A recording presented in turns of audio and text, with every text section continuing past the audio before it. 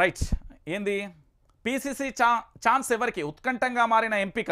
ఇక అన్ని కులాల నుంచి కాంపిటీషన్, మంత్రివర్గ విస్తరణపై ఆధారం, ఢిల్లీలో ఆశావాహుల లాబింగ్. ఆ లాబింగ్ అంటే ఏంటిది? ఆ లాబింగ్ అంటే నాకు తెలవాలి. చర్చలా కాదు, లాబింగ్ అంటే అర్థమైంది. మళ్ళీ మన డిక్షనరీ లేకపోకండి. ఇక్కడ నుండి బ్యాగ్ అటు పోవాలి, ఆ బ్యాగ్ ఇటు రావాలి. దేనికోసం? మంత్రి పదవి కోసం. చాలా క్లియర్గా కూడా మీరు అర్థం చేసుకోండి. ఈ బ్యాగ్ అటు పోతుంది, ఆ బ్యాగ్ ఇటు వస్తుంది. దాన్నే లాబియింగ్ అంటారు.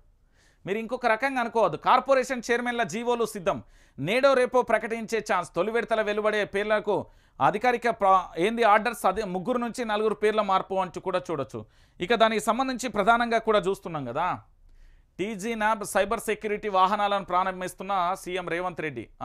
ఈరి షానీరి మనది హ్యాకింగ్ అయితే అంటే, మనది హ్యాకర్లు ఆగమాగం చేస్తా అంటే సైబర్ గురించి మాట్లాడడం, శాంతి భద్రతలు లోపిస్తే మాట్లాడడం.